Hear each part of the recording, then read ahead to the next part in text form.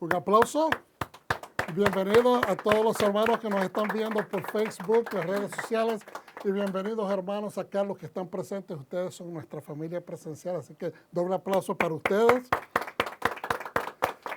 Es un gozo para nosotros siempre llegar a través de estos vínculos, porque eso es lo que son, vínculos que nos acercan. Y bien agradecido, porque hoy es Shabbat. Y Shabbat es un día especial donde la santidad del Eterno se permea por todas partes. Acabamos de terminar nuestra sesión de liturgia y qué bonito es sentir la presencia de papá, ¿verdad que sí? En todas esas alabanzas. Así que un aplauso de rendiendo adoración. Estos aplausos son para ti, Abacadosh, porque de verdad qué bonito se siente estar en medio de todas esas alabanzas porque su presencia es palpable. Y bueno, hermanos, soy el pastor Gabriel Galán de Raíces de la Fe, diciéndoles gracias por permitirnos compartir este momento con todos ustedes. De verdad que para mí es un gran privilegio, es un honor. Y todo lo que hacemos lo hacemos con mucho temor, con mucho temblor, porque cuando se sirve al Eterno, se sirve sabiendo que uno desea hacer lo mejor para Él. La preparación, pues, es extensa, ¿verdad? Y es importante hacerla bien concisa, bien directa, tratando de explicar algunos puntos que a veces parecen ser bastante complicados, pero es mi deseo, es mi corazón en este día de que ustedes hoy de acá no salgan iguales. Amén. Que el Mesías, Yeshua, se espalpe en sus corazones, se sienta dentro de sus corazones, dentro de su ser, de su cabeza, de su cuerpo. Porque eso es importante, que nosotros sepamos que estamos siguiendo las pisadas del Mesías. Siguiendo las pisadas del Mesías, sabemos que vamos en una dirección correcta. Estamos esperándole. Estamos esperándole. Mientras caminemos en esas pisadas, no hay manera que no le atinemos. Vamos a ser reunidos de la manera que sea. Hay una gran reunión cuando el Mesías aparezca. No sabemos cómo va a ser, hay muchas especulaciones, pero lo único que nosotros sabemos es que vamos a estar ahí. Mientras nuestra fe se mantenga practicando la Torá, las instrucciones que Él nos dejó, no hay manera que nosotros no atinemos. Así de que bendito sea su nombre, bendito sea el Padre quien ha hecho posible todo este plan de salvación. Y antes de empezar, yo como lo dije la semana pasada, siempre dejan la invitación a que te acerques al Mesías para lo último del mensaje. Yo quiero decirte que es lo primero. Esa es la parte más importante. No es debe ser no aperitivo, no tampoco, ¿cómo se dice? El flan, ¿cómo que se dice? El postre. ¿Ok? Es lo mejor, es el main course, es la comida principal. Y tu salvación amerita que hoy día te des el tiempo para analizar dónde está tu relación con tu Creador.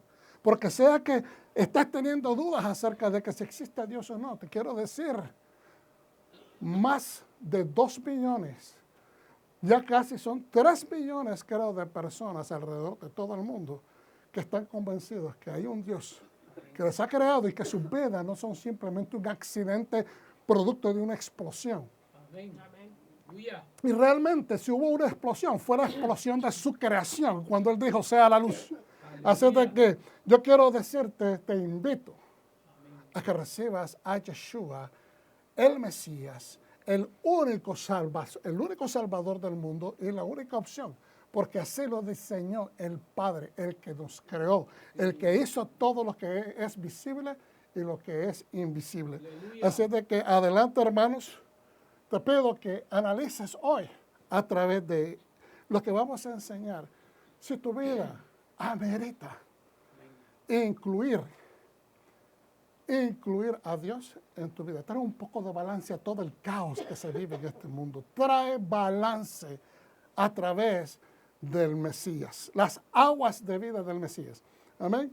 Hoy, hermanos, tenemos el estudio de Vayehi en este Shabbat. Diga conmigo Vayehi, que significa y él vivió. Él vivió. Amén. Y en Valleji estaremos viendo de la Torá en Génesis capítulo 47, verso 28 al capítulo 50, 26. Eso es lo que comprende la porción. Del 47, 28 al 50, 26. De los profetas se estudia Primera de Reyes, capítulo 2, del 1 al 12. Primera de Reyes, capítulo 2, del 1 al 12. Y del pacto renovado tenemos Juan 13, 1, 19. Y en adición Hebreos 11, 21, 22. Y Primera de Pedro 1, 3, 9. Creo que también tengo en Primera de Pedro capítulo 2 otras escrituras, pero en adición a eso, siempre yo les explico de que esta es una estructura base para empezar un estudio de la porción. Yo trato siempre de mantener la estructura original tanto de la Torá como de los profetas. ¿Okay? Amén. Eso no debe de cambiar. Con el pacto renovado podemos utilizar diversas escrituras. Ok, les recordamos, hermanos, que somos una congregación judeo-cristiana o mesiánica. Nos arraigamos a Yeshua, que es la raíz de la salvación. Es la raíz prometida, la raíz de Jesse, la raíz que viene estableciendo, ¿verdad?, el vínculo sanguíneo a la descendencia del rey David, y que de allí, ¿verdad?, nosotros recibimos la salvación. Yeshua es que nos introduce al Padre. Así es que mientras nos arraigamos al Mesías, sabemos que estamos obedeciendo a nuestro Padre Celestial. Yeshua no vino a interrumpir la obediencia de la Torá ni ninguno de los mandamientos del Padre, sino que vino a hacer acción de ejemplo para que nosotros supiésemos cómo interpretar adecuadamente la Escritura y ejecutar justicia y bondad, porque de eso se trata la Torá, justicia y bondad. No es para exageradamente maltratar a la gente cuando se portan mal, sino enseñar el camino de la justicia y la bondad de nuestro Padre. Esta es de Génesis, la última porción. La última porción es la número 12, Valleji, y es una de las parashot que se estudia en el ciclo anual. Y ya la próxima semana empezamos con Éxodos. Y es, como le digo yo siempre a todos ustedes, es uno de los métodos, no es el único método. Hay muchas metodologías de estudio, pero en toda humildad, pues siento de que Dios nos ha llamado a, obviamente, establecer la Biblia como la plataforma, debe ser la única plataforma, ¿verdad?, para entender la voluntad de Dios. Y después tenemos recursos académicos, de teología de los sabios judíos y de aspectos proféticos, tanto de lo que Dios habló en tiempos antiguos como lo que está hablando hoy al presente. Y creo que de esta manera traemos un mensaje balanceado. Finalmente, hermanos, y con toda humildad, siempre les recuerdo, no lo sabemos todo. Es muy posible que en algún momento nosotros podamos cometer tal vez un error o citar algún recurso que tal vez ya ha pasado un poco, está pasado de tiempo, quizás ya han surgido otros recursos que pueden clarificar, aumentar o mejorar la información de algún recurso que yo pueda utilizar. Pero mi intención no es malinformar al pueblo, mi intención es traer los recursos para que usted los considere y que amplifiquen su entendimiento acerca de las Escrituras. Ahora, no pretendemos saberlo todo y siempre decimos, creemos que la mejor manera de aprender es aprendiendo juntos. Por eso es importante darnos la cita cada Shabbat para estudiar la Parashá. Mire, lo último que digo dentro de este segmento es lo siguiente. Muchas veces proveemos información que no está completamente desplegada. Simplemente utilizamos una porción. Eso no significa que estamos equivocados. Simplemente no hemos amplificado el punto. ¿Ok? Entonces, y hago ese paréntesis porque es importante que para traer un mensaje no podemos pues profundizarnos en cada palabra que nosotros decimos, porque entonces no terminamos nunca de enseñar. Pero es importante que sepamos que la intención de nuestro corazón como ministerio es que el pueblo engrandezca el conocimiento para evitar ser manipulado o engañado. Estos son algunos de los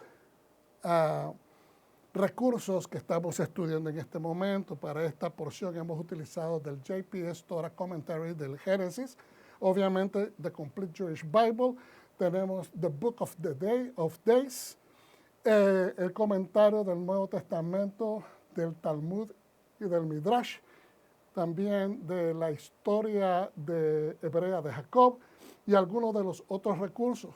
Yo tengo maestros, algunos de esos maestros están establecidos aquí a la derecha. Yo estudio con Teshuvat y también con Catedral de la Fe. Y creo que es importante reconocer a las personas con las que uno ha estudiado porque son a través de quienes Dios nos ha mejorado y amplificado. Siempre hay que reconocer a aquellos que nos han motivado a seguir nuestro camino. Amén. Amén. Pues habiendo dicho eso, vamos a pasar a decir un resumen de la parashat antes de entrar a la oración, ¿ok? En el año 2255, desde el momento que salió Adán del Edén, o algunos prefieren decir desde la creación, ¿ok? Jacob tenía 147 años y Joseph tenía 56. Jacob tenía ya viviendo en Israel 17 años. Joseph tenía, en paréntesis, por eso esta información es importante, tenía 17 años cuando fue vendido como esclavo y que el valor numérico de la palabra Vayehi, toda esa palabra, Vayehi, en hebreo tiene un valor numérico de 34, que es interesante. 17 años tenía él, Joseph, cuando fue vendido, y ahora el papá tiene 17 años de estar viviendo en tranquilidad en Goshen, en Egipto. Entonces, los sabios hacen este análisis, dice 17 más 17 es 34. Y qué interesante que Vayaje, el nombre de la porción, su número o su validación numérica es 34. Ahora, él tenía, Joseph, en ese momento que está a punto de morir su padre, 56 años. Si usted hace la calculación, él salió a los 17, estuvo 22 años lejos de su papá. ¿Cuántos hacen eso? Serían 17 más 22, 30 a ver, ¿quién me ayuda con los números que a mí en el aire no puedo? 39, aleluya, qué bueno. Y dice, Jacob llamó a Joseph junto a su cama y este vino con sus 5 hijos. Jacob lo saludó. Entonces, perdón, lo que iba a decir, 17 más 22 son 39, más los 17 que ya tiene Jacob de estar viviendo allí. Entonces, exactamente da 56. Eso es el punto que quería decir. ¿Okay? Jacob llamó a Joseph junto a su cama y este vino con sus 2 hijos. Jacob los saludó y los adoptó como hijos injertando. Eso, adoptar significa injertar, porque esta persona no es hijo mío, aunque es familiar, es un hijo en el sentido metafórico de la palabra, porque es descendencia de Jacob, también son sus nietos, pero cuando los adopta, los está injertando, ¿verdad? Dice, los injerta a Efraín y a Manashe en herencia de estado de las tribus de Israel. Jacob luego insistió en que Joseph jurara que lo enterraría en Canaán y no en la tierra de Misraim. Jacob, cruzando los brazos para colocar su mano derecha sobre la cabeza de Efraín, que estaba de pie a la izquierda de Jacob, y su mano izquierda sobre la cabeza de Manashe, Jacob bendijo a sus nietos con la renombrada bendición de Hamalach Hagoel. Hamalach la bendición del enviado o del ángel que me ha redimido. ¿Okay? Él hace mención de esto en el versículo del capítulo 48, versículo 16. Joseph intentó enderezar las manos de Jacob. Mientras el papá está haciendo la bendición, El hijo, Joseph, viene, se da cuenta que el papá le está poniendo la bendición al hijo menor. Jacob se resistió y le dijo a Joseph que aunque Manashe estaba destinado a la grandeza, Efraín sería aún más grande. Efraín sería aún más grande. Se anuncia la clásica bendición de un padre a su hijo en el 48:20. Jacob convocó a todos sus hijos y los bendijo a cada uno. Jacob instruyó a todos sus hijos para que le enterraran en Canaán. Nuevamente hace énfasis. Junto a su esposa Lea. Fíjense bien, junto a su esposa ¿qué? Lea. ¿Por qué? ¿Se acuerdan por qué? Porque Rachel muere en camino mientras ellos todavía no se han establecido. Vienen todavía que habían salido de la casa del padre Labán, ¿verdad? Del suegro de Jacob. Y todavía no se han establecido, vienen en proceso transitando la tierra prometida y ella muere en el área de Efrata o Efrat, ¿okay? Que hoy es conocido como Belén. Dice, y luego falleció. Misraim lamentó a Jacob durante 70 días. Joseph hizo arreglos con Faraón para enterrar a Jacob en Canaán. Después de sentar Shiva, diga conmigo Shiva. Okay. Shiva. Shiva es luto. Son 7 días normalmente, tradicionalmente hoy en día, que una familia guarda luto en su casa. Es un periodo donde la persona está no desconectándose emocional o espiritualmente, pero está en un proceso de luto. ¿Okay? Esto lo vemos en el versículo o el capítulo 50:10. Enterraron a Jacob en Canaán y los 12 hijos regresaron a Egipto. Después de la muerte de Jacob, los hermanos expresaron su preocupación a Joseph de que ahora se vengaría de ellos por haberlo vendido como esclavo. Joseph lloró al escuchar sus preocupaciones y les aseguró que no les guardaba rencor. Joseph gobernó Egipto como visir o virrey durante otros 54 años. Hizo prometer a sus hermanos que en el momento de su éxodo de Egipto, sus huesos serían transportados para volver a enterrarlos en Canaán, igual que su padre había pedido. Joseph murió en el año 2309 a la edad de 110 años. Amén. Entonces ahora si me pueden ayudar para decir la oración con toda reverencia, bendiciendo la palabra que nuestro Padre nos ha heredado, su Torah. Berajú et Adonai Hameboah. Baruch atah Adonai Eloheinu melech haolam. Asher bacher banu mikol ha'amin ונתן לנו את תורתו. Bendecido es Yahweh y bendito es Él. Bendito es Adonai, por siempre será. Bendito eres Hashem, nuestro Elohim, Rey del universo, quien nos escogió entre las naciones y nos instruyó con su Torah. Bendito es Adonai. Amén.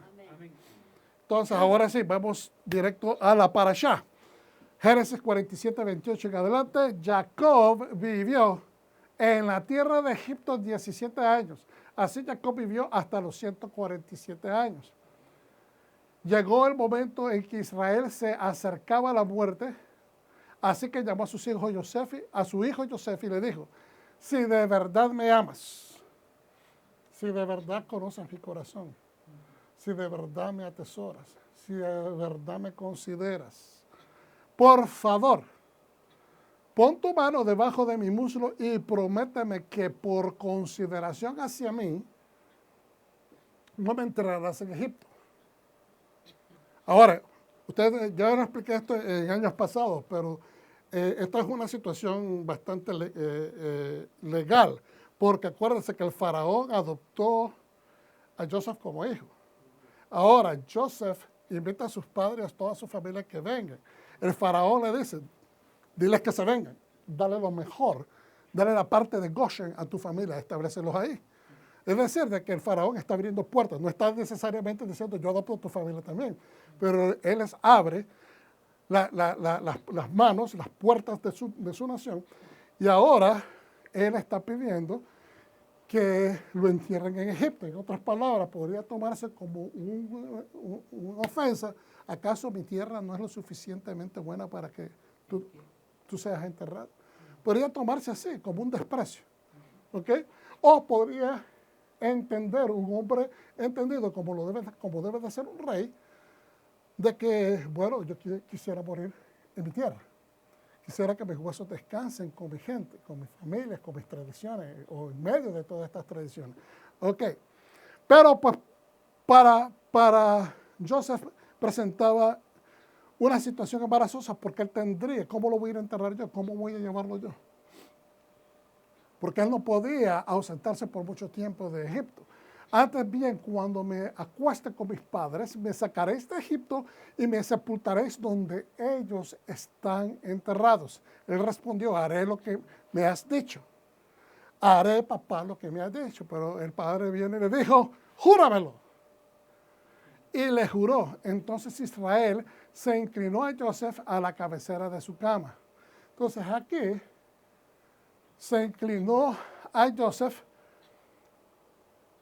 en la cabecera de su cama. Esto está en paréntesis porque no está en la escritura original. Simplemente a quién se inclinó. ¿Hacia qué? No se va a inclinar hacia la cama, porque la cama no necesita que se le rinda respeto. Y muchos de los comentaristas de la Torá obviamente dicen, esto es el cumplimiento de que el padre, ¿verdad? Los hermanos se inclinaron a él cuando vinieron a comprar la comida a Egipto, pero ahora se cumple la profecía de que también su padre se iba a inclinar.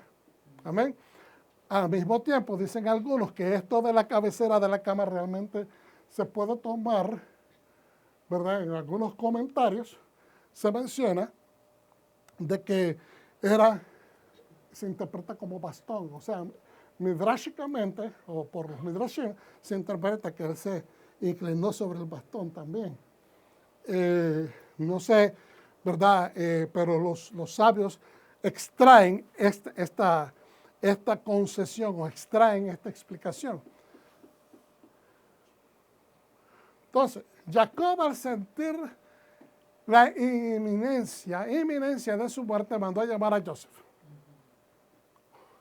Una persona que se siente bastante enfermo y sabe que ya es una persona avanzada de edad, puede sentir, hermano, puede percibir su fragilidad. Mandó a llamar a su hijo Joseph. El único hijo en aquel momento que ejercía autoridad, no estamos hablando que porque era el virrey, estamos hablando que todavía los demás no se habían posesionado en una situación estable económica, ¿verdad? No habían todavía florecido, habían apenas pasado 17 años. Y aunque hoy en día en 17 años se puede hacer mucho, en un mundo extranjero que limita a la gente, acuérdense de que aunque Misraim significa tierra de limitaciones, o Egipto, que es el nombre con el que lo conocemos, pues esas limitaciones no necesariamente se entiende que son simplemente por lo del haberlos esclavizado, pero están limitados porque son extranjeros. ¿Me está entendiendo? Así como nosotros cuando llegamos a este país por primera vez, no teníamos, digamos, leyes que nos protegían. Había ciertos límites de ciertas cosas que podíamos obtener en cuestión de derechos. Entonces, era el único hijo en ese momento que podía ejercer poder y le pidió que le jurara que una vez muerto lo llevaría a Eretz Israel para enterrarlo en la cueva de Macpela, en Hebrón. Entre sus mayores razones para este pedido son las siguientes. Creo que una vez lo mencioné, creo que ahí por el 2018, mencioné esto brevemente, pero vale y es importante mencionarlo ahora también. La creencia antigua que solo los que estaban enterrados en Eretz resucitarían en los últimos días. Es decir, posiblemente esto se generó con la devoción patriarcal. Vuelvo y repito, posiblemente esto haya sido desarrollado con la devoción patriarcal. Por eso esa insistencia de regresar. Algunos de los comentaristas de los sabios de bendita memoria dicen lo siguiente, hermano, que si una persona era enterrada, un justo era enterrado fuera de la santa tierra de Israel, ahora llamada Israel, pero en ese momento la tierra prometida, tierra de Canaán, dice de que sus cuerpos, ¿verdad? Por milagro, por mano de Dios, iban a venir rodando a través de cuevas subterráneas hasta llegar a la tierra de Israel para ser levantados en la resurrección final. O sea, pero esto, aunque suena fantástico, tiene un entendimiento práctico, ¿ok? Porque cuando uno lee los Midrashim, a veces se encuentra con estas enseñanzas y entonces la gente los toma directamente, exactamente como están escritos, pero lo que tienen es establecer un precedente que Dios va a hacer lo que sea necesario para transferir, ¿me entiende?, el cuerpo muerto de una persona que está fuera, especialmente si es en este caso, un judío justo que ha muerto fuera de su tierra, que sea transportado a la Tierra Santa. Ahora, en nuestro entendimiento, ¿verdad? En raíces hebreas hemos entendido de que todo el tiempo se nos enseña que íbamos para el cielo, que íbamos para el cielo, que íbamos para el cielo, pero una vez en el cielo, ¿qué vamos a hacer? No nos explica, ¿verdad? Que siempre se habla de la morada celestial, que es ahí donde Dios nos quiere, pero nos habla de un reino milenial. Entonces, si Yeshua viene a establecer este reino, pues obviamente vamos a ser levantados, pero no para ir al cielo, sino vamos a ser transportados a la Tierra Santa. Pues exactamente lo mismo. ¿Está entendiendo? Que son prácticamente una explicación a manera de Midrash, pero que nos deja saber a través de el Nuevo Testamento, Pacto Renovado, se nos hace la misma explicación, que los muertos en Yeshua van a ser levantados primero, donde quiera que estén. ¿Qué es lo que dice el mismo Yeshua? Voy a enviar para que sean recogidos de todas las partes de la tierra y van a ser traídos a su presencia. Y en su presencia, ¿de dónde es que va a reinar Yeshua? En Jerusalén. Entonces, a Jerusalén, esa es la tierra santa donde su pueblo va a ser sumado. Entonces, es una explicación bien interesante porque a veces no se hacen esas conexiones que son bien importantes. Entonces, una de estas creencias era la creencia antigua que solo los que estaban enterrados en Erez resucitarían en los últimos días. La número 2, evitar las posibles impurezas que en la tierra de Egipto ocurrirían en el futuro. Se citan, por ejemplo, las pestilencias que vinieron cuando hubo desobediencia de parte de Faraón de soltar al pueblo de Hashem. ¿Cuántos dicen amén? Amén. Evitar que los egipcios hicieran de su un santuario de idolatría. Y aquí lo explican, los sabios de bendita memoria explican esto, hermano. Póngame atención acá porque esto es bien importante. ¿Okay? Ellos explican por qué iban a hacer los egipcios idolatría, porque dicen ellos que los hombres justos, los hombres que han servido a Dios, sus cuerpos no se descomponen rápidamente. Y entonces, de que al ver este portento, ellos iban a pensar de que quizás era producto de sus propios skills, destrezas, de embalsamar. Y entonces, al mirar de que esto era así, más el embalsamiento de ellos, pues se lo iban a acreditar a ellos mismos, iban a terminar idolatrando a Jacob. Y por eso es que él insistió que tenía que salir de ahí. No quería ser objeto de idolatría. Cuarto, la más importante, Jacob deseaba implantar en su descendencia el principio de que solamente Eretz Israel sería su herencia. ¿Acaso nosotros no implantamos a nuestros hijos orgullos por nuestras raíces, orgullos por sus raíces de su país, orgullos por sus comidas, orgullos por las cosas que nos identifican como que provenimos de cierta región? ¿Sí o no? Sí. Sentimos todos orgullo regional, orgullo y amor por nuestras cosas patrias. Pues obviamente nosotros hoy que estamos en Yeshua, No es que no nos importen nuestras raíces, no es que no nos importe el país de procedencia, claro que amamos nuestras raíces, amamos nuestras comidas, nuestra cultura, pero ahora nuestra patria celestial es Israel. Amén. Porque es la nación del Padre Celestial, es donde Él estableció su nombre. Entonces, lo más importante que Jacob deseaba al pedir e insistir en que transportaran su cuerpo, era implantar en su descendencia el principio de que solamente en Eretz Israel sería su herencia, independientemente de todas las comodidades que podrían estar gozando en cualquier parte del mundo, en cualquier nación, sin importar qué beneficios hayan alcanzado en cualquier otra nación. Esto era relevante en ese momento y algunos de los comentaristas dicen porque puede pasar. Hay muchos judíos en los Estados Unidos que nunca han visitado a Israel. ¿Sabía usted eso? Sí, amén. Eso lo dice el pastor Galán, que está documentado. Hay algunos rabinos famosos que nunca pusieron pie en Israel, pero hicieron grandes cosas aquí en los Estados Unidos para el pueblo judío y dentro de sus comunidades también. En las ciudades donde vivieron, pero nunca pusieron pie en Israel. Hay algunas personas que son judíos, profesan la fe en Dios creador de los cielos y la tierra, siguen Torah, pero no quieren irse para allá. Es decir, han cambiado su estabilidad acá por la promesa que Dios les dio como una nación perpetua, con un código de leyes perpetua, con una promesa de vida eterna, la cual es perpetua también. Entonces, es ahí donde nosotros a veces nos preguntamos, ¿qué pasó acá? No podemos criticar, porque nos pasó a muchos de nosotros. Usted sabe que a mí me tomó, y yo lo pongo como ejemplo, no porque me quiera relucir yo, sino porque es un hecho verdadero. Yo ya estaba elegible para serme ciudadano norteamericano desde 2001 creo que fue, 2001-2002. Porque tenía que pasar los 5 años, en el 87 recibí mi residencia. Pero no quería cambiar mi ciudadanía. Hasta después de las Torres Gemelas me di cuenta de que dentro de mí surgió algo que nunca había yo identificado. Y entonces tomé la decisión.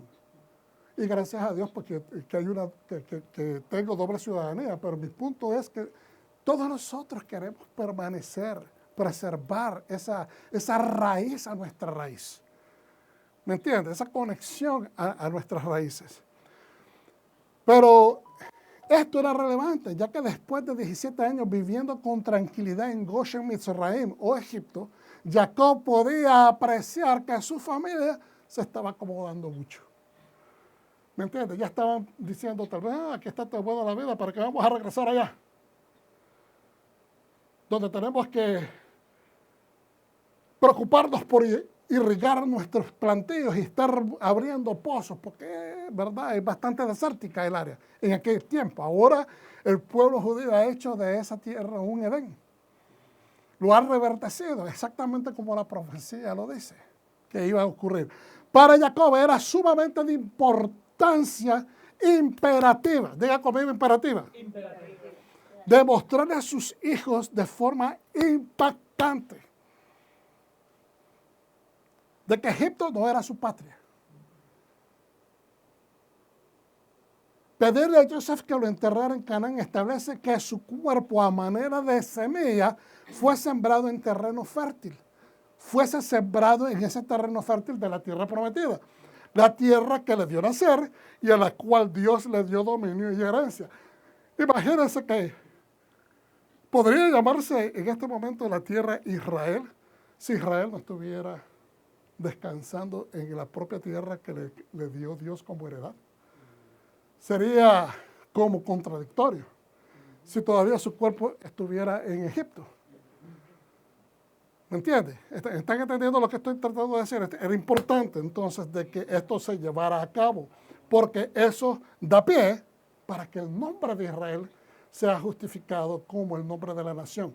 Génesis 48:1-7, un tiempo después alguien le dijo a Joseph que su padre estaba enfermo. A ver, anímense conmigo. ¿Está conmigo? Amén. Aleluya. Un tiempo después, alguien le dijo a Joseph que su padre estaba enfermo. Se llevó consigo a sus 2 hijos, Manashe y Efraín, y Jacob se le dijo, aquí viene tu hijo Joseph. Israel reunió sus fuerzas y se sentó a la cama. Jacob le dijo a Joseph, el Shaddai, no sé si le habrá dicho, hola, hijo, bienvenido, shalom, no sé, obviamente todo eso no se explica, pero inmediatamente surge la conversación. Jacob le dice a su hijo, el Shaddai, el Todopoderoso, se me apareció en luz. Era el nombre antiguo del área, ¿verdad?, donde él llamó Betel. En la tierra de Canaán y me bendijo, diciéndome, te haré fructífero.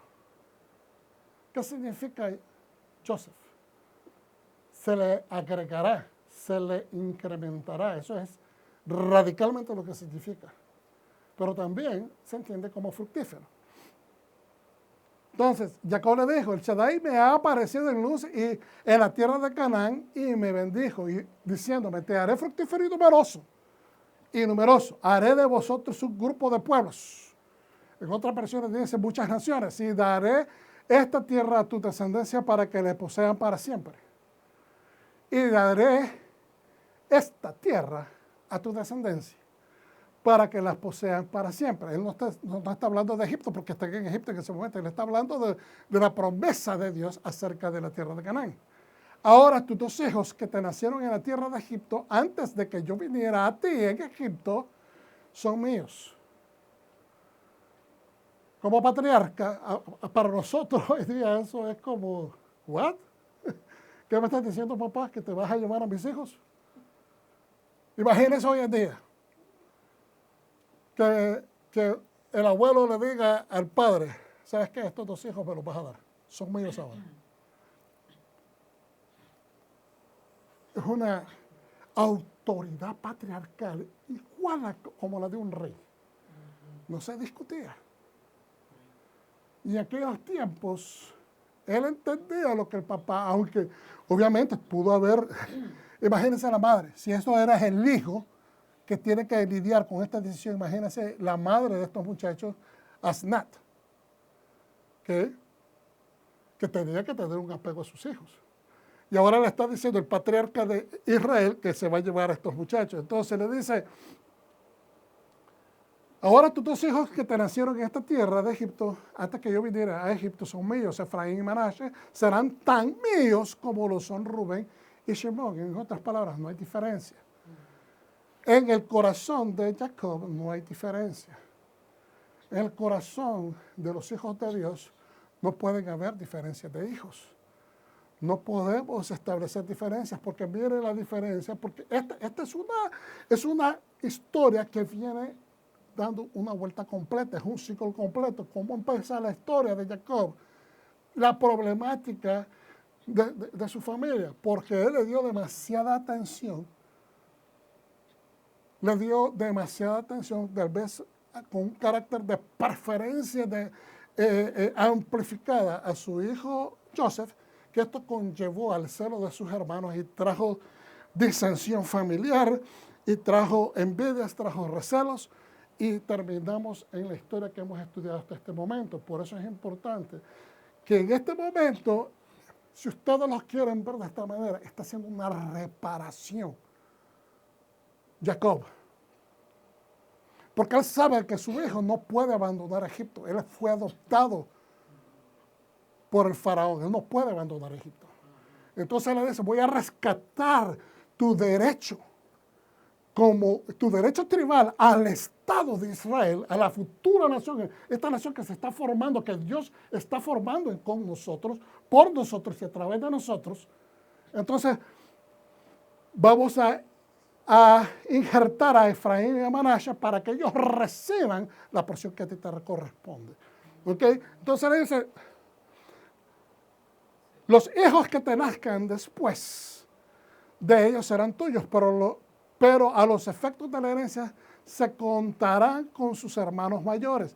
Para efectos de la herencia, ellos no van a recibir menos, ellos no van a recibir sobras. Para efectos del corte de la herencia, contarán con sus hermanos mayores. Es decir, ellos van a ser tratados con la misma equidad. Ahora bien, en cuanto a mí, cuando vine de Padán Aram, en paréntesis, porque Aram no aparece en la original, pero es para que entendamos que es Padán Aram, Raquel murió, en otras palabras, Rachel, tu mamá, murió repentinamente mientras viajábamos por la tierra de Canaán, estando todavía a cierta distancia de Éfrata. Así que la enterré allí en el camino de Efrat, también conocido como Beit Lehem, como Belén. Entonces, yo sé que esto lo hemos visto en otras ocasiones de otro punto de vista, porque los sabios también comentan, hermano, de que aquí estaba haciendo una apología Jacob a su hijo Joseph, tratando de explicarle, porque él está pidiendo, llévame a enterrar mi cuerpo muerto, mis huesos, a tierra de Canaán, en Macpela, en Hebrón, y entiérrame junto a quién, a Lea. Entonces, muchos comentan de que lo que está tratando es que no se enoje Joseph. Porque acuérdense de que esto empezó por el problema de las hermanas, que inculcaron a sus hijos estas rencillas. Y entonces ahora, dicen algunos comentaristas de los sabios de bendita memoria, de que él está tratando de explicarle a él, pero el ángulo que yo vengo es diferente. Y lo voy a leer aquí como lo puse porque quiero que quede bien claro. Tradicionalmente es la percepción de muchos comentaristas de que Jacob trató de presentar excusas o razones a Joseph de por qué su esposa Rachel no estaba enterrada en Macpela. Hace un recuento de la travesía y cómo murió su amada esposa y madre de Joseph y de Benjamín. Muchos piensan que esto fue para explicarle a su hijo Joseph. Ahora, sin quitarle, hermanos, ni una sola onza de peso a los comentarios de los sabios de bendita memoria, porque ellos saben mejor que nosotros. ¿Okay? Vamos a observar esta situación desde una perspectiva legal.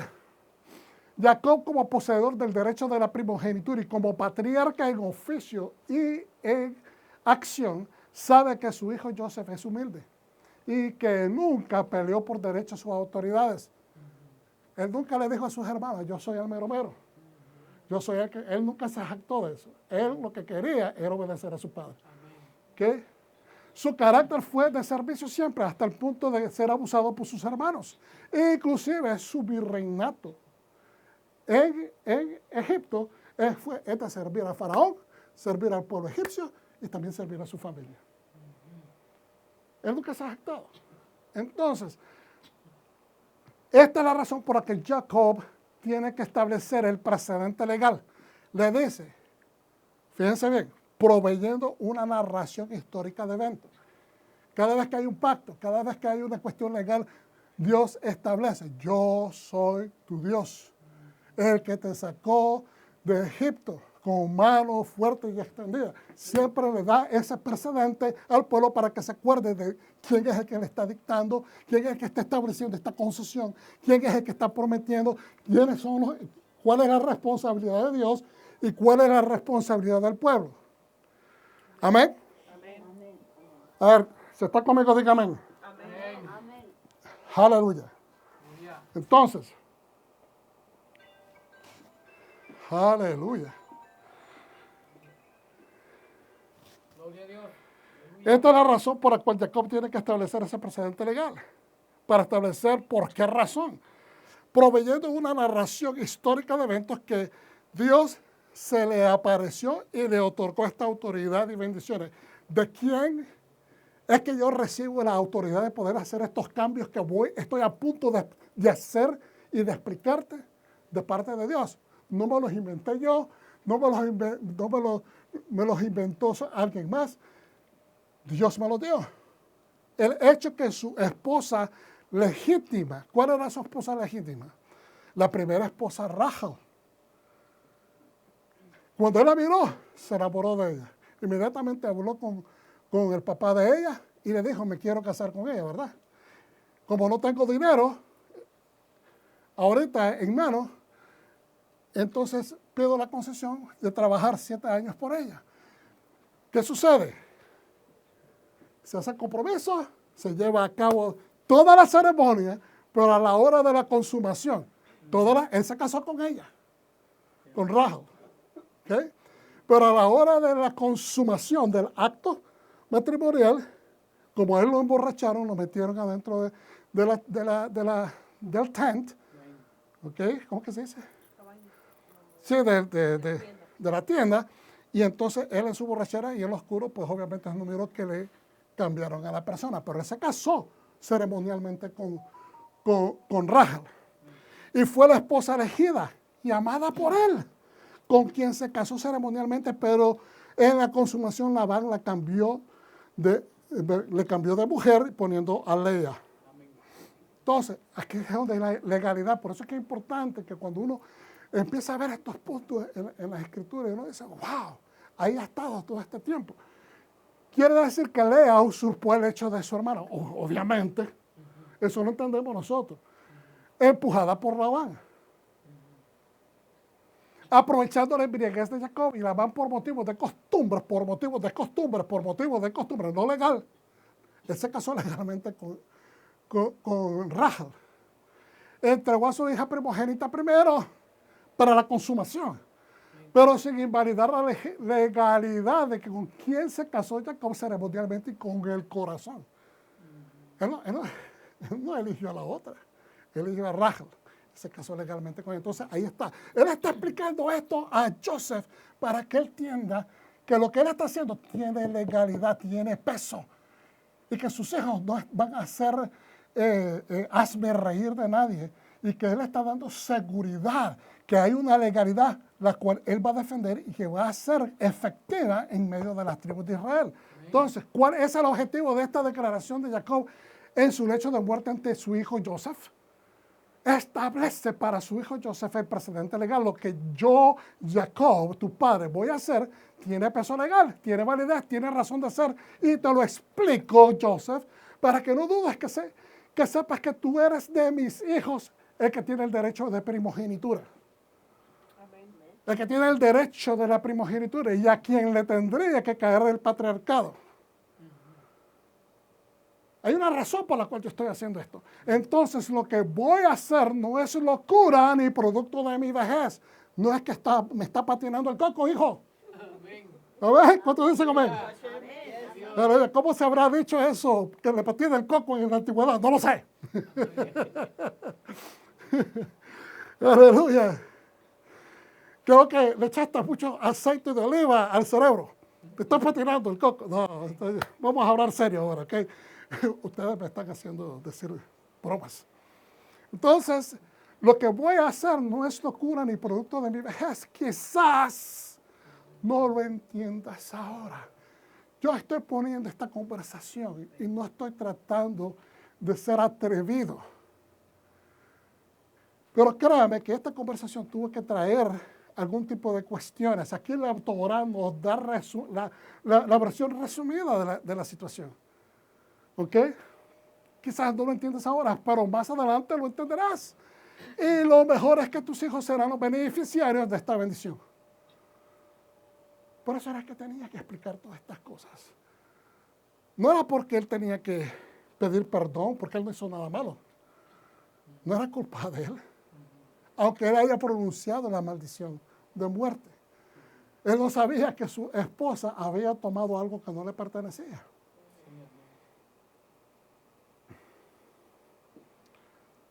Terminando este segmento, después de que Joseph regresó de Goshen, Jacob se enfermó. Después de haber tenido esa plática, él se regresó a sus funciones, pero tan pronto recibió la noticia del decaimiento de su padre, Joseph regresó a verlo y llevó a sus hijos para que lo bendijeran. Esta brajá, diga conmigo, brajá, bendición. ¿Cómo se dice bendición? Brajá. Representaría un cambio fundamental en la estructura del pueblo israelita, por eso es que es importante. Todos los años tenemos que estudiar esto. ¿Sabe por qué? Porque a veces Dios hace cambios abruptos en medio nuestro. Y tenemos que aprender a ver los patrones bíblicos para ver cómo hay legalidad de situaciones en medio de nosotros que van a surgir. Y cómo nosotros podemos aplicar viendo estos ejemplos en la Biblia. Hay veces que personas piensan de que todo va a estar explicado y si no está explicado en la Biblia, entonces que la Biblia está corta. No, hermanos, es que como estudiantes de la palabra, de la Torá, nos volvemos abogados que están estudiando la constitución del cielo, la constitución de Israel, la constitución legada a nosotros. Entonces tenemos que hacer utilización de estas aplicaciones viendo los principios, obviamente, también utilizando a personas sabias, por lo menos 3 personas que se puedan compaginar usted con ellos y decir, ¿sabes qué? Esto estoy interpretando. ¿Está bien o piensas que está mal? Pero es importante. Entonces, después de esto, se enferma, él regresa con sus hijos, recibe la bendición, ¿verdad? Y esto representa un cambio fundamental en la estructura del pueblo israelita, ya que con esta, Jacob elevó a Manashe y a Efraín. Cuando digo esta, me estoy refiriendo al cambio fundamental de la estructura del pueblo israelita. Jacob elevó a Manashe y a Efraín al rango de sus propios hijos. Los elevó al rango de sus propios hijos. No hay diferencia. No hay diferencia. En efecto, adoptándolos, injertándolos como hijos propios, transfiriendo así una doble porción de la herencia. Por eso es que no puede ser, ok, son los hijos de Joseph, Efraín y Manasés. No, pero es que son la misma tribu, tiene que ser Efraín ya. Una sola. No, es una doble porción, porque son 2 hijos de Joseph. Y la bendición que le tocaba a Joseph como tanto la autoridad de primogenitura como el patriarcado le pertenece doble. Entonces sus hijos reciben ellos el beneficio que le pertenecía a él. Entonces ahora, así fue como Jacob despojó. Atención, así fue como Jacob despojó a la tribu de Rubén. Es una legalidad que él está haciendo. ¿Por qué va a destronar a su propio hijo mayor de la autoridad del primogénito? Por su falta de acostarse con una de las mujeres de su padre. Eso hizo decaer su standing, su honor cayó al suelo. Y su padre lo podía desechar, digamos, o quitarle la bendición, pero esto es una manera legal de hacerlo. Entonces, y así fue como Jacob despojó a la tribu de Rubén de su primogenitura y se la concedió a los descendientes de Joseph, Benjamín y Manashe. Benjamín y Manashe. No lo dice el pastor Calán, lo dicen los sabios de bendita memoria. Amén. Amén.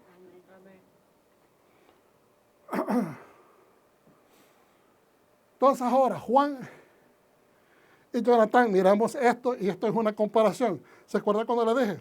Posiblemente no lo entiendes en este momento. Entonces vamos a ver qué pasa en Juan 13. Antes de la fiesta de la Pascua, sabiendo Yeshua que su hora había llegado para que pasara de este mundo al Padre, como había amado a los suyos, como había amado a los suyos, que estaban en el mundo, los amó hasta el fin. Yeshua amó a sus hermanos, discípulos. Y cuando cenaban, como el diablo ya había puesto en el corazón de Judas Iscariote, hijo de Simón, que lo entregara, y acuérdense que el diablo es el opositor. ¿Ok? El opositor. Sabiendo Yeshua que el Padre le había dado todo. Sabiendo Yeshua que el Padre le había dado todo. Sabiendo Jacob que el Padre en Betel le había dado todo. Él podía hacer los cambios que él tenía que hacer. Estamos hablando de legalidad. Mashiach vino con autorización de parte del Padre para hacer lo que tenía que hacer. Sabiendo Yeshua que el Padre había dado todas las cosas en las manos y que había salido de Dios y a Dios iba, Lo mismo Jacob, él sabía que se iba a encontrar con sus familiares y estando con sus familiares que tenían promesas de ser resucitados en el mundo futuro. En el Olam Jabá. Se levantó de la acera, se quitó su manto y tomando una toalla se la ciñó. Luego puso agua en una vasija y comenzó a lavar los pies de los discípulos y a sacarlos con la toalla con que estaba ceñido. Cuando llegó Simón Pedro, le dijo, Señor, ¿tú me lavarás los pies? Respondió Yeshua y le dijo, lo que yo hago, tú no lo comprendes ahora. Lo que yo hago, tú no lo comprendes ahora. ¿Te parece, o sea, impropio que yo, siendo tu maestro, te trate de lavar los pies? ¿Ok? Pero hay una legalidad más profunda todavía. Porque estamos hablando de autoridad. Aquí nos dice de que él sabe de que el Padre le había entregado autoridad sobre todas las cosas. Entonces ahora le dice, respondiendo a Yeshua y le dijo, lo que yo hago tú no lo comprendes ahora, pero lo entenderás después. Pedro le dijo, no me lavarás los pies jamás. Yeshua le redijo, si no te lavo, vuelvo, si él no lo lava él, si Yeshua no lava a Pedro, no tendrás parte conmigo. Lo descalifica. Le dijo Simón Pedro, Señor, entonces, en otras palabras, es entonces en paréntesis, ¿verdad? Porque no está en la escritura. Señor, entonces no solo mis pies, sino también las manos y la cabeza. Yeshua le dijo, el que está lavado no necesita sino lavarse los pies. El que ya está limpio ritualmente. El que ya ha sido limpio de corazón, que cree quién soy yo, que soy el Mashiach. Entonces, esta es la noche de despedida. ¿Ok? Aquellos que han creído, que han aceptado, que viven Torah y que también ya están ritualmente puros. Ritualmente puro significa que se han hecho su baño ritual de Tevilá, ¿verdad? Antes de comer la Pascua, que era lo tradicional, ¿verdad? En ese momento, el que está lavado no necesita sino lavarse los pies. Y entonces la pregunta es, ¿por qué los pies? Pues está todo limpio. Y vosotros limpios estáis, aunque no todos, lo explica dando a saber, ¿verdad? Él sabía quién lo iba a entregar, por eso dijo, no estáis limpios todos. Así que después que los lavó los pies, tomó un manto, volvió a la mesa y les dijo, ¿sabéis lo que yo os he hecho? ¿Están entendiendo lo que yo estoy haciendo? Vosotros me llamáis maestros y señor. Ahora le explica.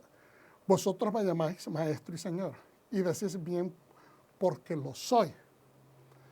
Pues si yo, el maestro, pues si yo, el Señor y el maestro, el Adón y el maestro, he lavado vuestros pies, vosotros también debéis lavaros los pies los unos a los otros.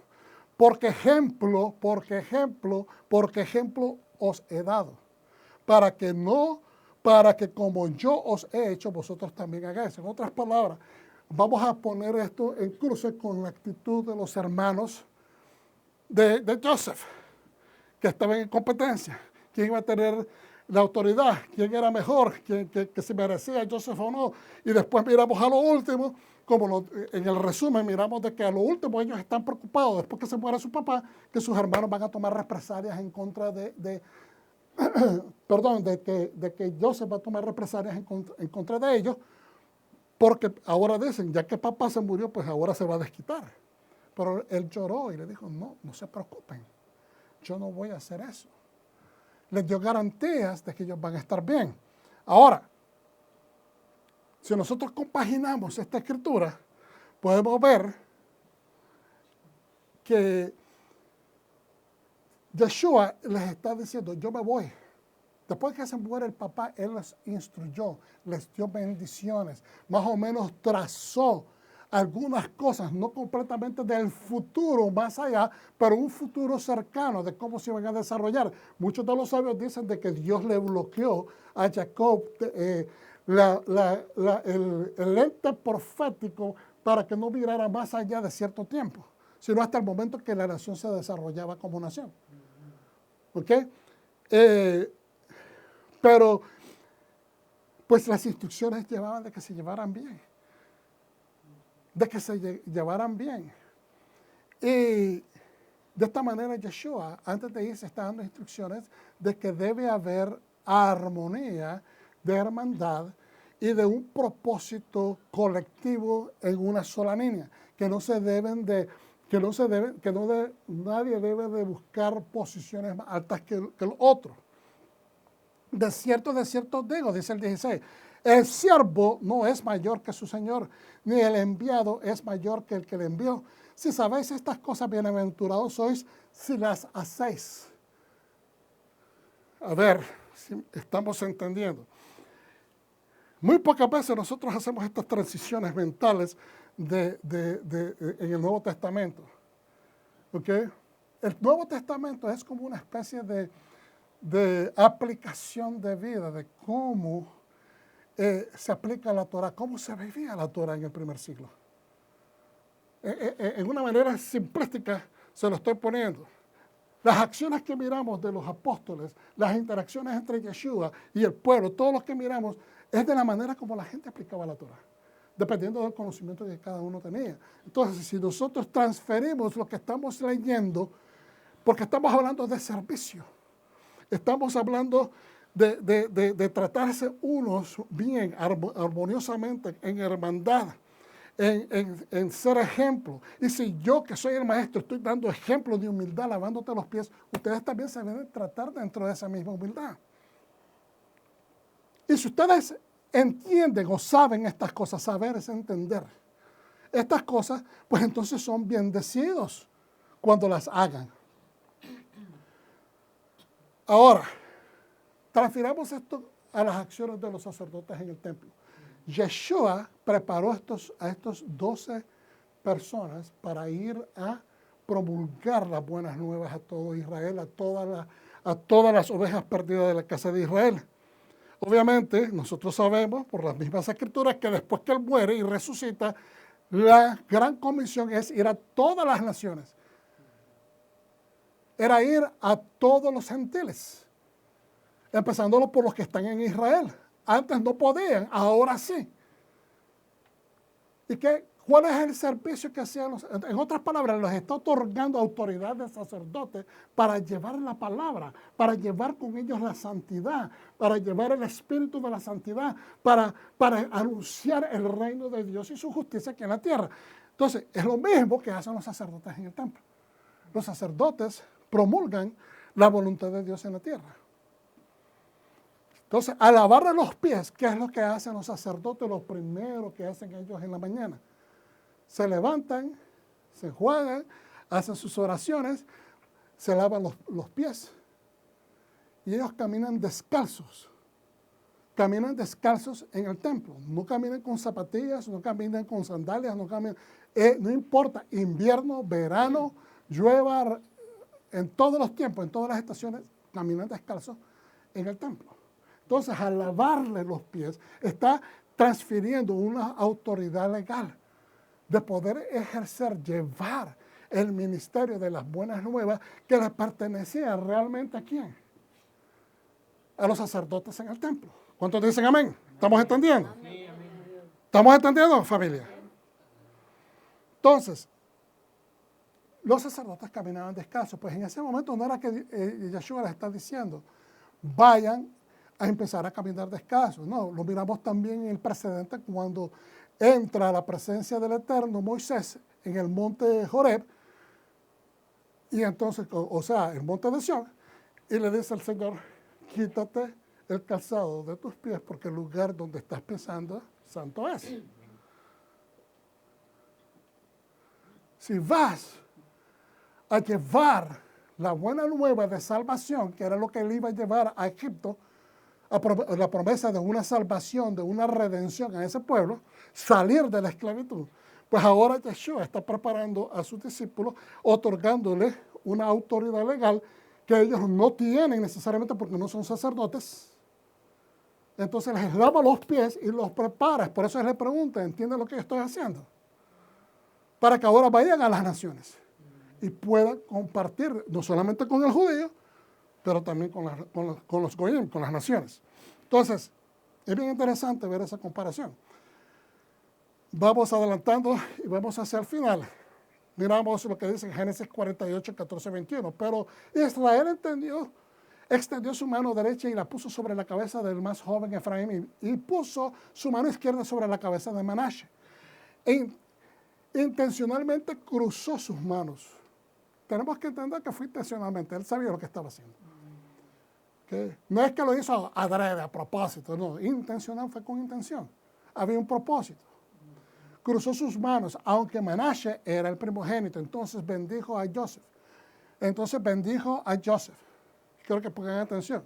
Entonces bendijo a Joseph. ¿Cómo va a bendecir a Joseph si directamente no lo está bendiciendo a su hijo?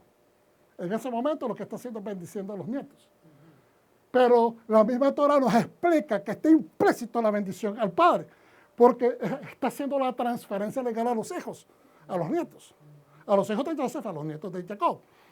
Entonces bendijo a Joseph. Él, Dios en cuya presencia vivieron mis padres Abraham y Isaac, el Dios que ha sido mi propio pastor toda mi vida hasta el día de hoy, el ángel que me ha librado de todo mal, bendijo a estos niños.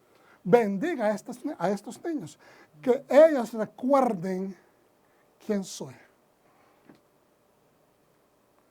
¿Sabe? Si una de las grandes legados que yo quiero dejar a mis hijos, que ellos se acuerden quién fue su padre. ¿Cómo fue su padre con ellos? ¿Qué tanto amor les he dado? Yo sé que muchas veces la gente se asusta cuando mira a los bromes acercándose a mí, dándome un beso, que me abrazan. Pero más allá, eso no significa que no he tenido diferencias con mis hijos mayores. Pero yo lo que quiero es que ellos recuerden, que sepan quién es su padre, más allá de simplemente ser el padre que los trajo a este mundo, ¿verdad? No que les di a luz, pero que los dio en concepción, por decir así, los engendró, es la palabra, gracias. Que sepan que su padre fue un siervo de Dios. Que sepan que la bendición sobre la familia es porque hay una razón. Yo quiero ese legado. Yo quiero que al dormir yo y estar ausente, que mis hijos a través de los años recuerden y se los cuenten a sus hijos. Porque es de esa manera como sobreviven nuestras verdaderas herencias. Esta es la manera como sobreviven. Que nos contemos, que nos animemos unos a los otros, recontando las hazañas de nuestros ancestros. Ahora, que ellos recuerden quién soy y lo que represento. Y de la misma manera mis padres, Abraham y Isaac, ¿qué es lo que representan estos patriarcas? ¿Quiénes fueron y qué representan? Y que se conviertan a multitudes pululantes. Que se conviertan en multitudes pululantes sobre la tierra. Esa palabra es bien interesante. Pulular no solamente es como poblar, sino que es como un enjambre. Como cuando miramos un enjambre de esos peces que caminan en manadas gigantes en el mar, ¿verdad? Y que nos quedamos admirados cómo ellos funcionan cuando hacen acá. Como a veces miramos el enjambre de aves en los cielos, que son miles y miles y miles, y como una jala para acá y todas jalan para allá. Hay como una especie de conexión entre ellas que se siguen. Eso es prácticamente lo que implica la idea de multitudes pululantes sobre la tierra. Cuando Joseph vio que su padre estaba poniendo su mano derecha sobre la cabeza de Efraín, le disgustó y levantó la mano de su padre para quitarle de la cabeza de Efraín y colocarla en lugar sobre la cabeza de Manashe. Joseph introduce a los hijos a su abuelo y esto es lo que pasa. Jacob profetiza bendiciones sobre sus nietos, pero sucede esto peculiar. Y Joseph no está muy contento con su papá, que incluso toma su mano para corregirlo. Imagínense, le quitó la mano al patriarca. Fue bastante abusado. Pero él quería establecer la corrección. Joseph le dijo a su padre, no lo hagas así, padre mío, porque este es el primogénito. Nuevamente estamos hablando de legalidad. No le estés dando a quien no le corresponde la primogenitura. Por pon tu mano derecha sobre su cabeza. Pero su padre rehusó y dijo, lo sé, hijo mío, lo sé. Nuevamente, doble enfatiza que él está en su santo sentido. En su sano y santo sentido. Él también llegará a ser un pueblo y él también será grande. No obstante, tu hermano menor será mayor que él y su descendencia se multiplicará en muchas naciones.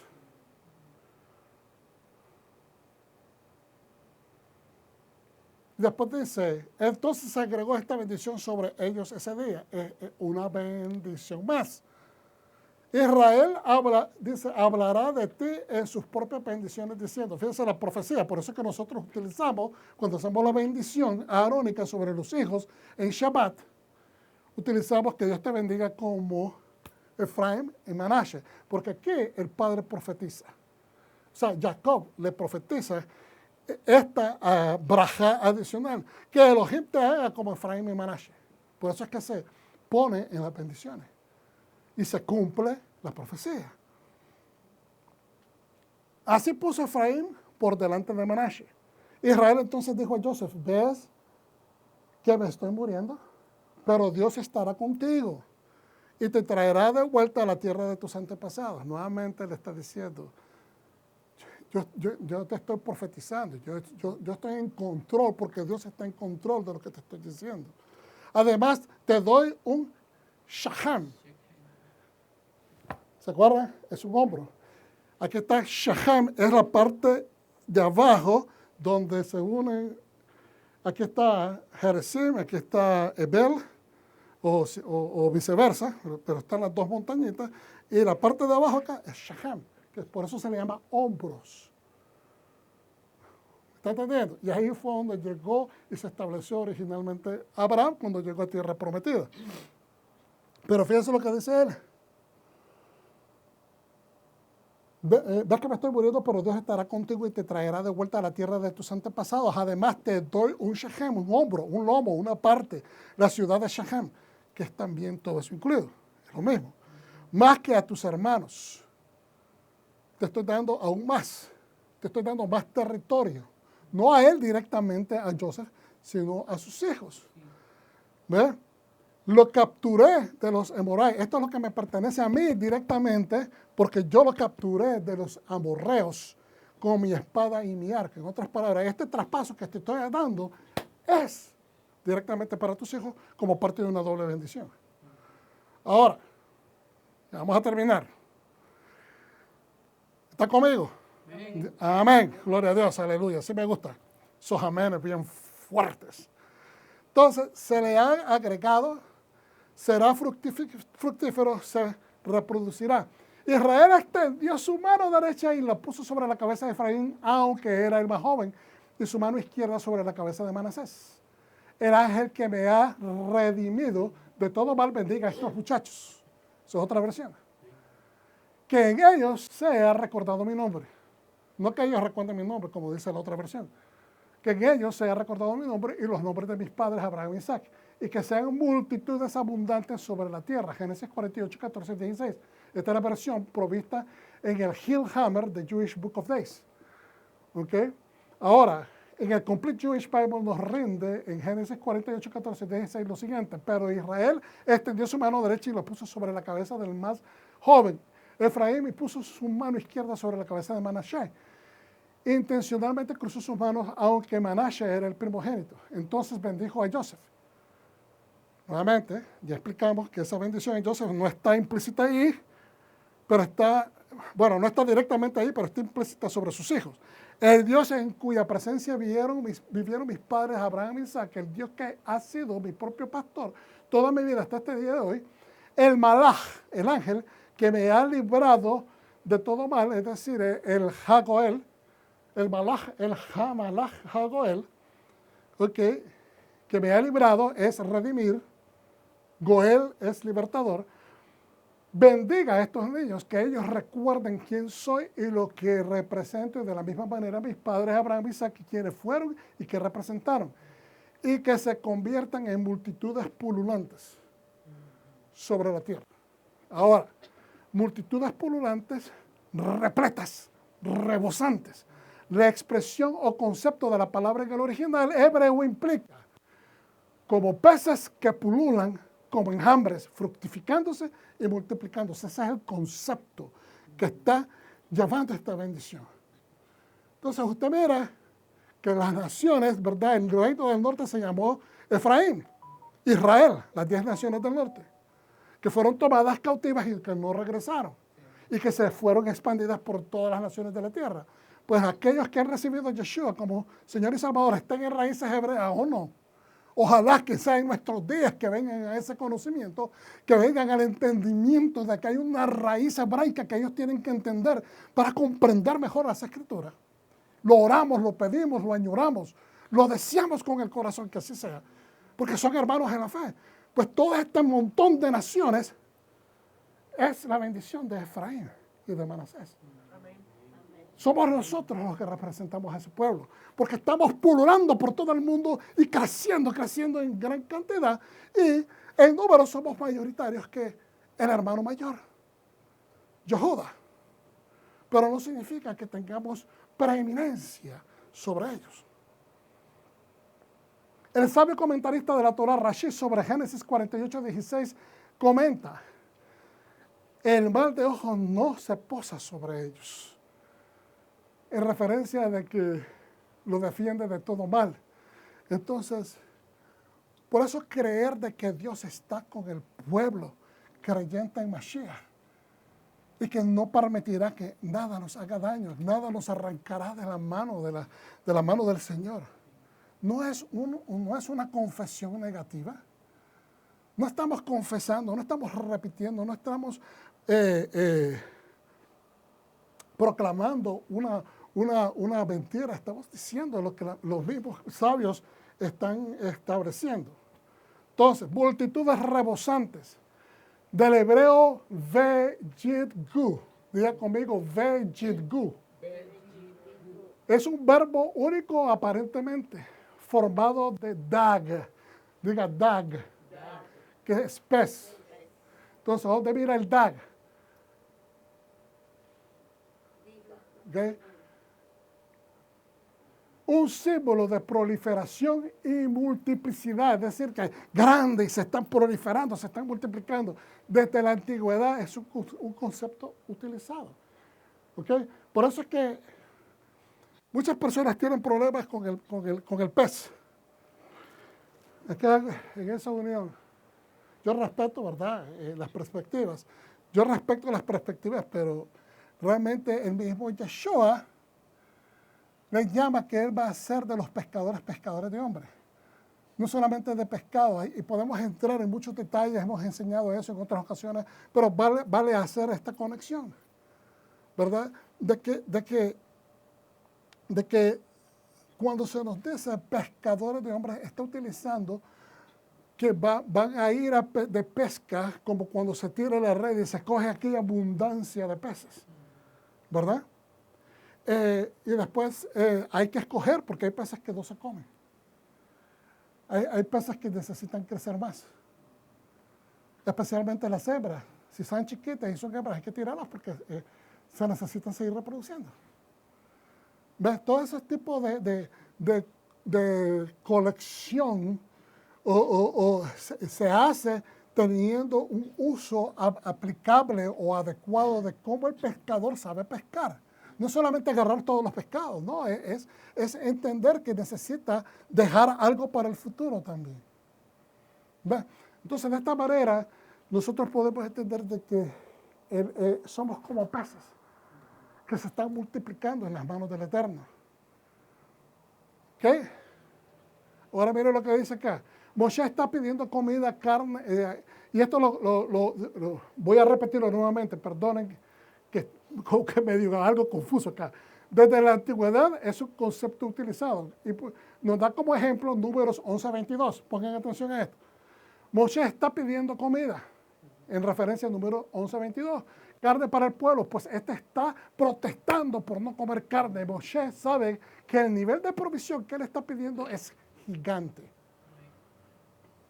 Son 600,000 hombres nada más de guerra, y después tenemos las mujeres y los niños, son 2,5 millones de gente de este pueblo que está tirado en el desierto. Dice que esto que está pidiendo es gigante y a un nivel de milagro que solo Adonai puede proveer. Y al cuantificar la cantidad, lo compara de la siguiente manera y casi en incredulidad que se puede abastecer. Número 11:22, esto es lo que dice Moshe. Pero Moshe dijo, aquí estoy con 600,000 hombres a pie. Y sin embargo decís, le está diciendo a Dios, les daré comida para comer durante todo un mes. Si se sacrificaran nuestros rebaños y ganado vacuno, es decir, lo que llevaban ellos, enteros para ellos, sería suficiente. Si todos los peces que pueblan o polulan el mar fueran recogidos para ellos, sería suficiente. Está como dudando, porque sabe que es masiva la cantidad de comida, especialmente carne. Yahweh respondió a Moshe, se ha cortado el brazo de Yahweh.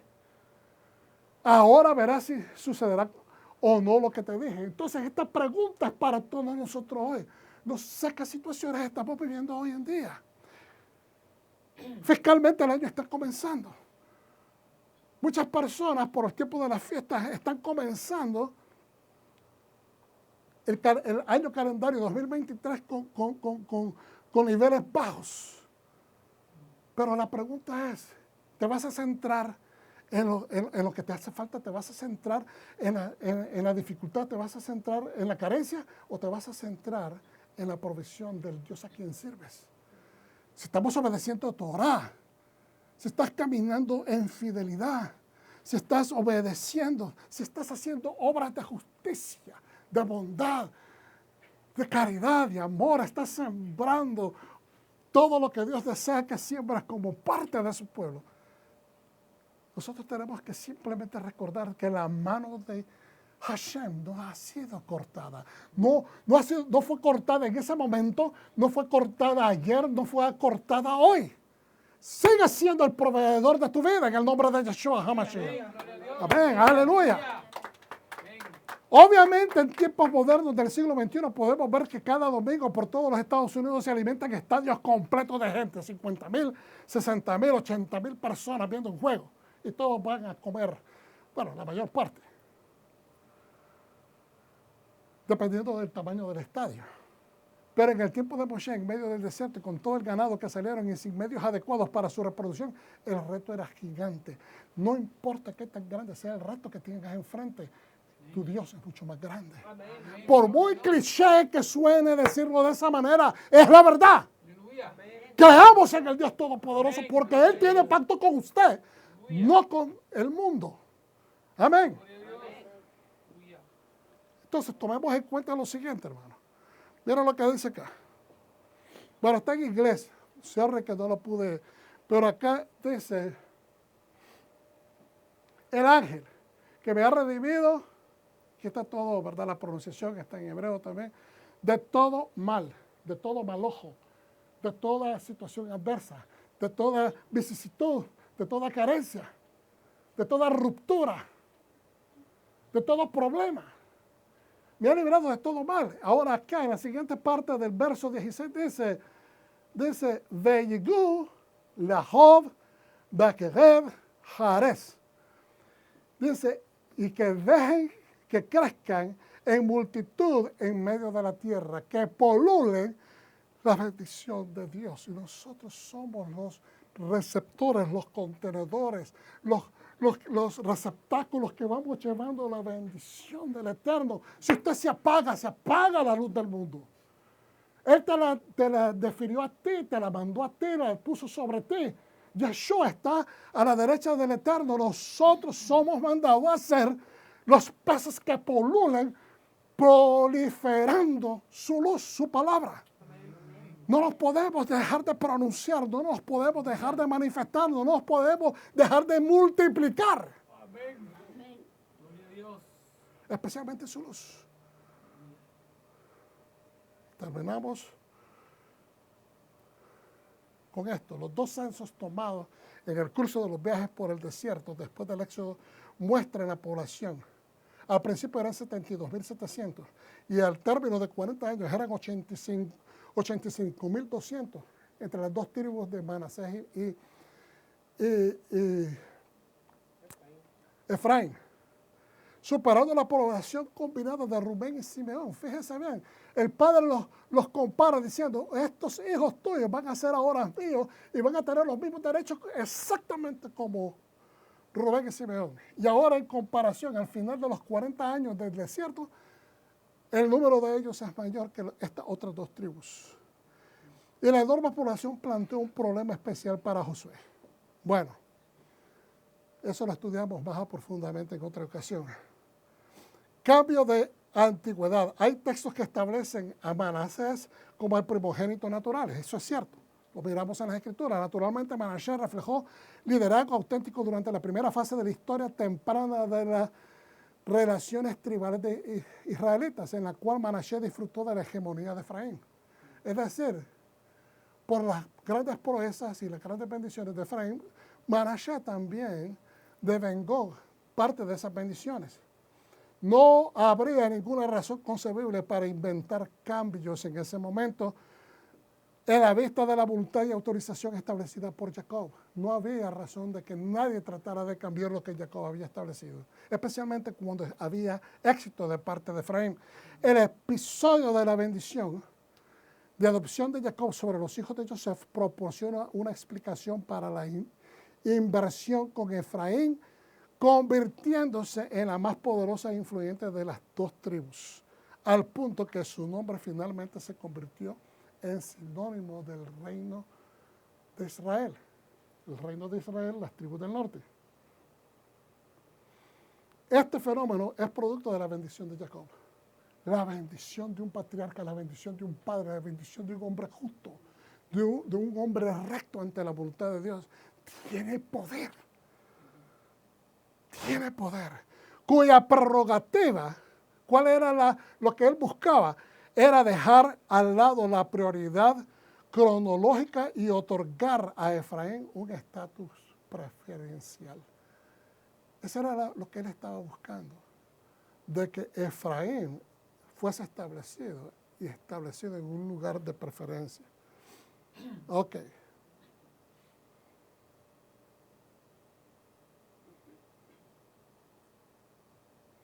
Yo lo que quiero es hacer esta comparación en Reyes 2:1-12 de la Biblia judía completa. Se acercó la hora de la muerte de David, así que le encargó a Shalom, su hijo, lo siguiente: yo voy a morir, voy de camino, dice, yo voy por el camino de toda la tierra, por lo tanto, sé fuerte, muéstrate como un hombre, observa el mandato de Adonai, tu Dios, de seguir sus caminos y guarda sus leyes. Después le da ciertas observaciones que él quiere que le haga.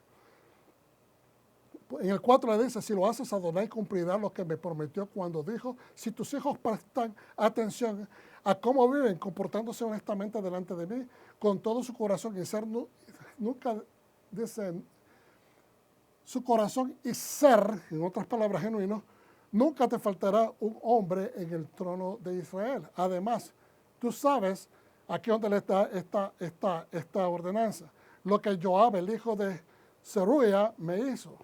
Es decir, lo que hizo a los dos comandantes de los ejércitos de Israel, Abner y el hijo de Ner, y Amasa, el hijo de Jeter, que los mató. Los mató derramando la sangre de la guerra en tiempos de paz, poniendo la sangre de la guerra en el cinturón alrededor de su cintura y los zapatos en sus pies. Actúa pues según tu sabiduría, no dejes que su cana desciendan al sepulcro en paz. En otras palabras, a justicia. Trae justicia porque este hombre cometió este mal. Porque estas personas traicionaron al reino. Y por muy interesante, aquí vemos lo diferente. Hemos visto de que lo que se procura con Jacob y con Yeshua es que haya armonía. Ahora acá parece que es contradictorio, pero no. Porque mire lo que dice en el Talmud Baba Matzia 87a, donde dice que Jacob, nuestro padre, fue la primera persona en debilitarse antes de morir. De hecho, le pidió a Hashem este regalo para tener tiempo de poner sus asuntos en orden. En otras palabras, de que él oró, de que hubiera una especie de señal de que le dejara saber de que él ya estaba pronto a morir. En otras palabras, que la enfermedad de los patriarcas fue el primero que se enfermó antes de morir. Haftarah de esta semana, que es Primero de Reyes, capítulo 2, que relata las instrucciones finales de David, el rey, a Shalomo, su hijo, antes de su muerte, así como Jacob arregló sus asuntos con sus hijos, David también quiso arreglar, terminar lo que todavía no había concluido por su vejez. ¿Estamos entendiendo? Y aquí vamos a terminar ya. David en sus últimos días se relacionó con situaciones de lealtad personal y traición. Y esto él no lo quería dejar así. ¿Sabe por qué? Porque establece un precedente nocivo en una nación. Especialmente esto sucedió en altos niveles, ¿verdad?, cercanos a David, porque fueron un general. Estos generales traicionaron, matando a otros importantes. Y le pide a Shalomo que él, al rey Salomón, que él traiga justicia. Entonces, David, y esto es lo que tenemos que observar, porque esta es una perspectiva diferente. Que cualquiera dice, wow, pues David está diciendo venganza. No es venganza. Vamos a ver lo que dicen los sabios. David Hamelech, el rey, no estaba interesado en venganza.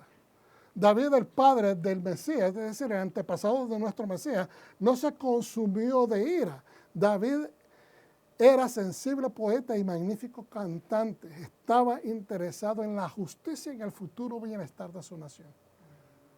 Era esencial que le enseñara al joven Shalomo el significado de un liderazgo fuerte y cómo solucionar un problema antes de que se convierta en una crisis. Si esto se perdonaba, iban a continuar habiendo traidores, ¿me entiende?, en contra del reino. Acuérdense que David también tuvo muchos contrarios al principio, empezando por el rey Saúl y después por defensores del rey Saúl. ¿Ok? Hubiera sido difícil para David perdonar a quienes lo habían traicionado, especialmente al final de su vida. Hubiera sido muy fácil perdonar, pero la cuestión aquí es la estructura en un gobierno puede funcionar a través de traiciones. Si no, mire, vuelvan a ver acá, estudiemos la historia de Roma. ¿Cuántos césares fueron asesinados por su propia gente? Asesinato tras asesinato, inclusive en la historia de los reyes de Israel también, traiciones tras traiciones. Por eso es que David necesitaba limpiar, dejar un precedente de que se hizo justicia. Pero eso no es la cualidad de un liderazgo que trata la redención final y la construcción del Beit HaMikdash. Se tiene que construir el templo, el Beit HaMikdash, con un entendimiento de rectitud, de justicia, de equidad. Como rey David y Shalomo tenían que obedecer Torah a Hashem, la justicia social y la eternidad de la nación es más importante que cualquier otra agenda, porque se trata de representar la justicia de Dios aquí en la tierra.